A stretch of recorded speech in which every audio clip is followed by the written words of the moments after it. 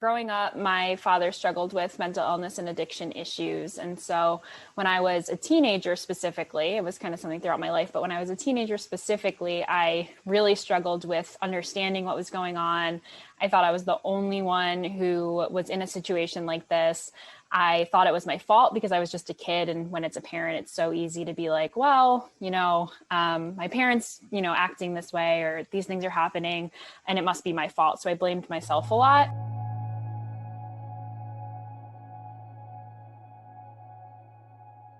Hey guys, welcome back to Normalize the Conversation. My name is Francesca, and today I'm here with the founder of the 16 Strong Project, which is this incredible organization dedicated to empowering resilience to adverse childhood experiences through educational workshops, school partnerships, and community outreach.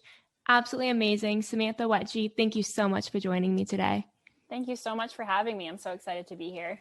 Thank you. So can you tell me a little bit more about 16 Strong Project and how you found it and what your whole mission is? Yeah, of course. So I guess I can start with how I started it or why I started it, and I can tell a little bit about myself if that would help. Yes. So I started 16 Strong Project a few years ago, and I really started it in response to my own life experiences. So growing up, my father struggled with mental illness and addiction issues. And so when I was a teenager specifically, it was kind of something throughout my life, but when I was a teenager specifically, I really struggled with understanding what was going on. I thought I was the only one who was in a situation like this. I thought it was my fault because I was just a kid. And when it's a parent, it's so easy to be like, well, my parents, acting this way, or these things are happening and it must be my fault. So I blamed myself a lot. And it wasn't something that we talked about in school at all. So I had no idea like what was really going on. Like I understood that my father struggled with mental illness and addiction, but I didn't really know what that meant or like how that could impact me. And so I spent a lot of my time during high school blaming myself and feeling really alone. And I didn't really talk to anyone about it.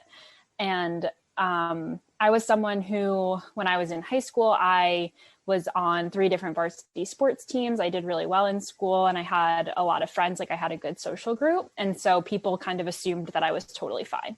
So I didn't really say anything and no one checked on me. And so internally I was kind of struggling to understand and make sense of a lot of things, but on the outside I looked totally fine. And so people didn't really think anything of it.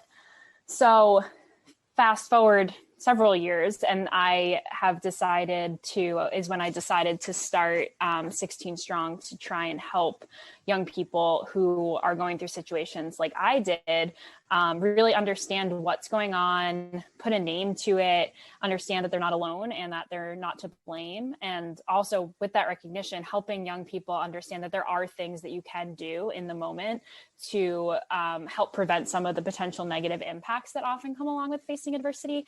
So that in a nutshell is how I started and why I started 16 Strong. And so now we work with different schools. We have a youth advisory board, student ambassadors, and a club chapter program that we just started as well.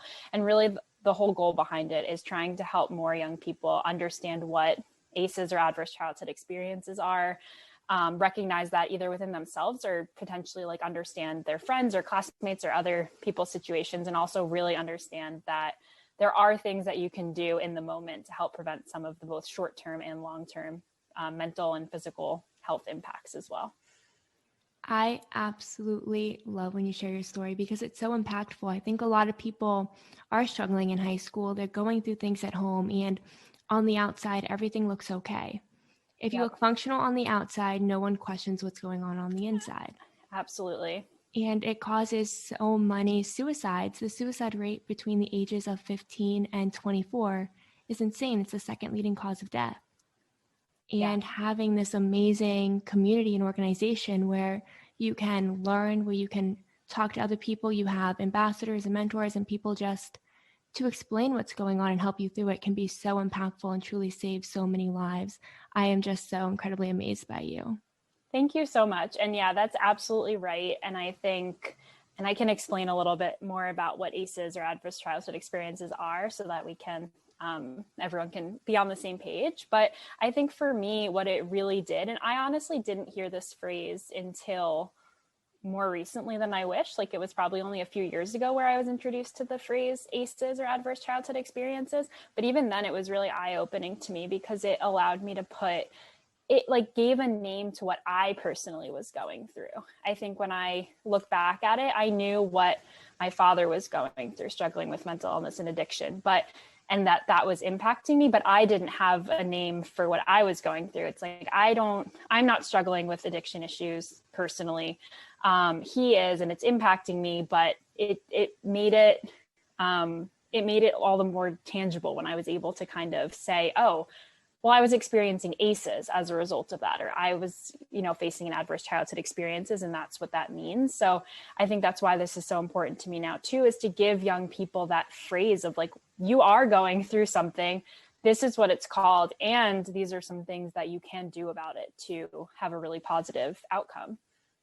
I love that, because I think a lot of times when we are struggling internally, when we don't have a name or an understanding of what it is, we think we're making it up. And a lot of times people tell us we're being dramatic, we are seeking attention, just get over it, think positive. We always discredit kids. We discredit ourselves as adults, but as kids specifically, we're always discrediting them and telling them they need to just get over it. They're being dramatic. Yep. And by having an understanding of what you're going through, and to know you're actually going through something, you're not making it up. It's not in your head. You can't just think positive and it's all going to be better.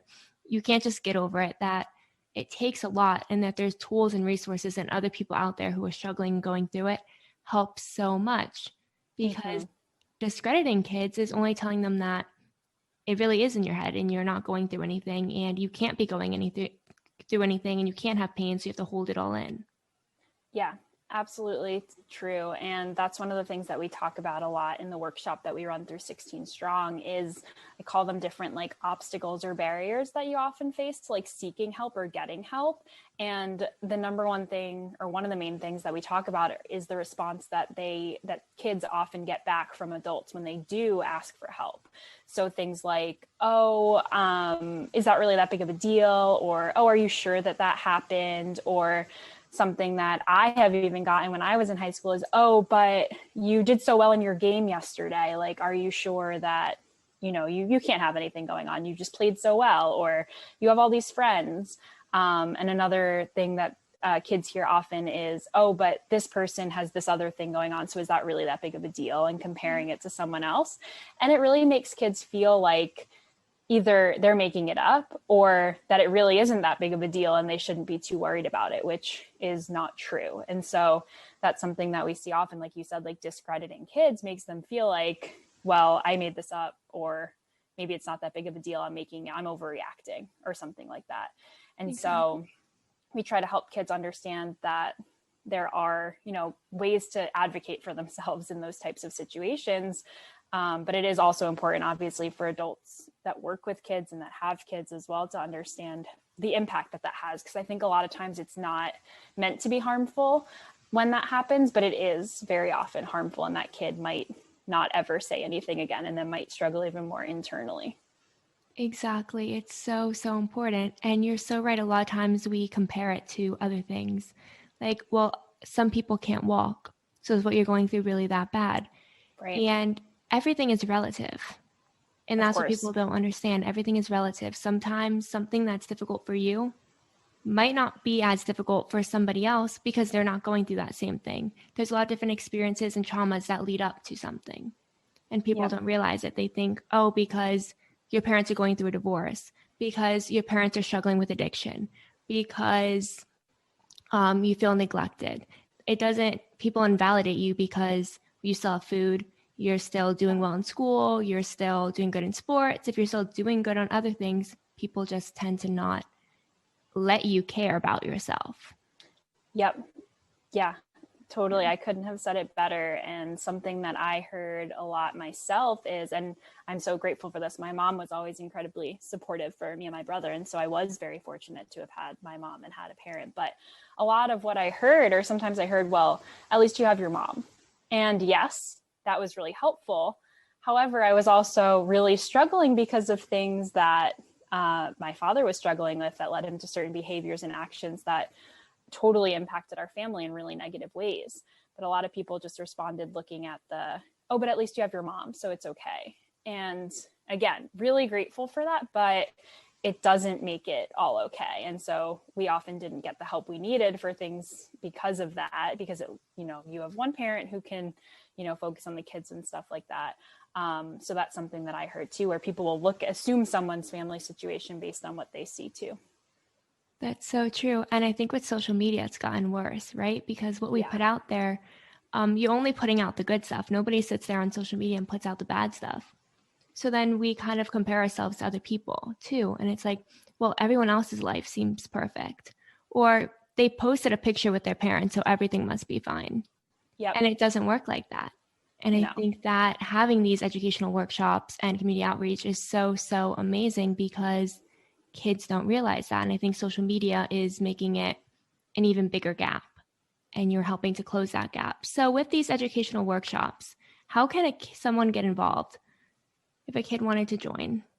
So typically for the workshops, at least, we run through schools. So I usually work alongside different school counselors specifically who have designated time with groups of students, and they run the workshop alongside me, or sometimes I've trained counselors in the past to run the workshop as well. So there's kind of a couple of different options there for running the workshop, and they're able to run it in those designated spaces. And something that has always been really important to me is that these groups of students that we're working with for the workshop are typically not what you would consider like an identified group. Like they're not necessarily a group of students that the counselor or the school or anyone knows for sure has faced a certain type of adversity or are struggling. And why that's really important to me is because this issue is so prevalent that it's so important for everyone to learn about.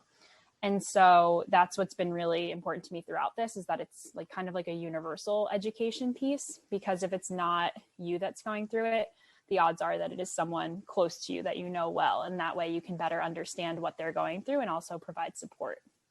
The other piece of that is I've found that if it's your life, you don't always realize that it's atypical or that it's impacting you in a negative way because it's just become your normal. And so there is a ton of people out there who are living in certain adverse situations that wouldn't necessarily have identified as such without the background knowledge behind it. And so that's another reason why I think it's so important that everyone learns about this, ideally, because there is that recognition piece to it as well that's often missing. I love that, because it's so true. Either a lot of times we don't know we're going through something, or we don't know how to support somebody who's going through something. And that's why this is so important. And it's terrible that this hasn't been in the education system to begin with, and that the education system still hasn't made this a requirement. And that's why what you're doing is so, so impactful, because it is the first step. And it's such an important one. And I hope to see schools around the country adapting this, because it's so important. Thank you. Yeah, I totally agree, because they're really, you're right. It is the first step. And the goal behind it is to really get to the root cause of some of these issues that we're seeing in adults, but, you know, kids specifically, but also adults as well. And we're seeing things like the increased rates of anxiety, the increased rates of depression, the increase in the suicide rate, like you mentioned before. And even if we're talking about it, we're not addressing the potential reasons why these things are happening. We're not really looking to what's going on underneath the surface. Why are kids more anxious? Why are kids more depressed? Like, why is this happening right now? And are there things that we can do to prevent it, rather than addressing it after the fact? So the idea is to take a proactive approach to some of these major issues that we're seeing by getting to the root cause of it. And of course, ACEs, or adverse childhood experiences, they're not always the root cause of it, but it's often that some mental health challenges, substance abuse issues, and otherwise are connected directly to some form of adversity, whether people are aware of it or not. So that's really the goal, is to take that step to get to, okay, we're seeing this increased rate, we can address it after the fact, but can we do something about it before it happens? I love that, because it's so important to take a proactive approach. And that's something we've been talking a lot about in the mental health community with therapy. A lot of people wait to go to therapy until it's too late, until they're really struggling. They don't use it as preventative medicine, which is what it is. Right. So we've been talking about ACEs and adverse childhood experiences a lot. Can you give some examples of the most common ones that you see, just so people who don't know what they are have some understanding? Yeah, for sure. And I just wanted to add, I'll just give a quick definition of what ACEs are. ACEs are, generally speaking, potentially traumatic events that occur before the age of 18. And so some of the main examples, or the most common examples, are things like divorce or parental separation. That counts as an ACE, and economic or financial hardship is another one as well. But the list also includes things like physical and emotional neglect, physical, emotional, and sexual abuse, an incarcerated family member, living with a parent or family member who struggles with addiction issues, who struggles with mental illness, a family member who struggles with mental illness as well. There's a number of other ACEs on the list too, but generally speaking, it's those types of things that we see in the home. And I just wanted to add that the original list of ACEs that came from a study that was done in 1997, I believe, there were 10 on that original list. And since then, there's been a number of different studies that have been done, and a number of different organizations that have kind of adapted like an extended list of ACEs, because there are so many other things that are considered adverse that are not on that original list. And so now we see things on there that go beyond just the household and take into account things like bullying or experiencing racism, weather-related issues. So you might lose your home or something because of a tornado or hurricane, things like that. The pandemic, we would often consider the impacts of the pandemic to be a adverse childhood experience. And so that's something that everyone is facing right now in one way or another. So It's amazing how many things are on this list, because these are very common things. I think there's a very high percentage of families that get divorced, where parents separate. A lot of emotional abuse. A lot of times it's accidental because of different ways things have changed. You have the LGBTQ plus community, and a lot of times parents aren't supportive. They have the highest rate of homelessness in adolescents. There's so much, and everybody, and almost everybody, I can't say everybody, but almost everybody is experiencing ACEs. And it's so important that we have these amazing workshops and community outreach programs. And you also have ambassadors that you're currently looking for, correct? Can you talk a little bit more about that? And if somebody wants to get involved, how to contact you? Yeah, for sure. And I'll also add that, talking about the prevalence of it, the statistics show that 2/3 of people have experienced at least one ACE. So like 67% of people. And like you mentioned, the things on that list are happening. We see it happening all the time. And so if it's not you, it's likely someone that you know pretty closely and pretty personally, because the numbers are so high. And that's why I feel so strongly about everyone learning about it, whether they know for sure that they've faced one or not, because it's just something that should be general knowledge starting at a young age.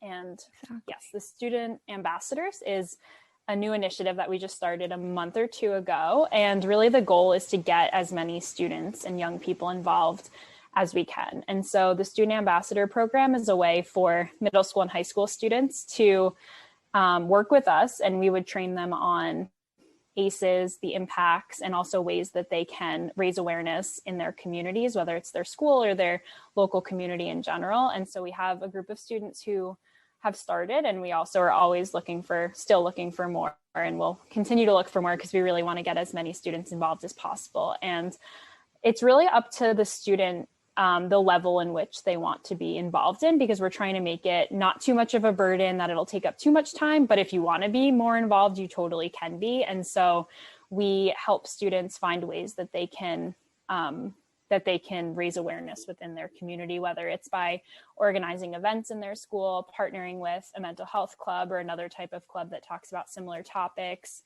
planning a presentation, gathering stories or collecting stories from their peers or classmates to use as like a school resource, for example, even as simple as like hanging flyers in the school that are about ACEs and about their impacts and things you can do about it, running workshops in health classes. I have a student that's doing a presentation in a health class soon about ACEs and about the work that we're doing to help more students understand. So it's really about getting the word out, raising awareness, and having it be more of like a student-led type of initiative, because I find that when students are talking about it and when young people are talking about it, like that's really where change starts to happen. So trying to involve as many students as possible in whatever capacity they feel comfortable with and they have time for. Awesome. And if somebody wanted to join, how can they contact you?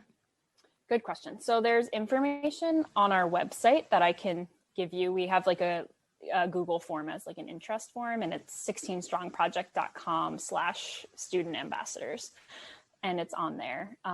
So we can include that somewhere so that people can reach out. Awesome. I'll make sure to include that link in our little description. Thanks. Thank you so much for joining me today. You are absolutely incredible. And I love what you're doing with 16 Strong Project, because not only do I wish that we had this when I was younger, but also just as a mental health advocate and seeing the rising rate of suicide among adolescents, this is so incredibly important and impactful. And I'm just so amazed by what you're doing, because you really are saving lives. Thank you so much. That really means so much to me, because this is something that is also deeply personal to me, like I mentioned, and it's hard. Obviously, it can be challenging to get the support that I wish it had, because I agree with you. I think it should be in every school. And so it's really about continuing to work to help people understand why this is so important and why we need to talk about this. Like you mentioned, Francesca, it's related back to the increasing suicide rate, the increasing levels of anxiety and depression in young people. And we see all these statistics and all these facts, and we need to get to the reason behind it. Like, why is this happening? We need to talk about the reasons why it's happening and help young people understand what they can do about it while they're going through it. So often we see that people realize as adults that a lot of their challenges that they faced were linked to something they experienced in childhood, some sort of ACE or some sort of adversity. And so we're trying to limit the number of people that are, starting therapy at age 30 or 40, and they're sitting there and they're realizing that so much of what they're going through is linked back to childhood. So if we can just talk about it while they're going through it, we might avoid some of these things down the line, or even, in the short term too. Exactly. That is absolutely so amazing and so true, because we wait a long time to get help, and it affects relationships. It affects job security. It affects so many different things. It affects relationship with kids. When you have kids, if you had adverse childhood experiences that relate to your parents, it can really be difficult to connect with your kids. Totally. It can impact you in so many ways, and people don't realize it. And it's so important that we help them before it impacts their lives and makes it really difficult just in the future. Yep. The goal is to end that cycle, end the generational cycle or the intergenerational cycle that we often see with ACEs and trauma. So trying to stop that in as many instances as we can. I love that. You are absolutely amazing. Thank you again so much for joining me. Thank you so much for having me.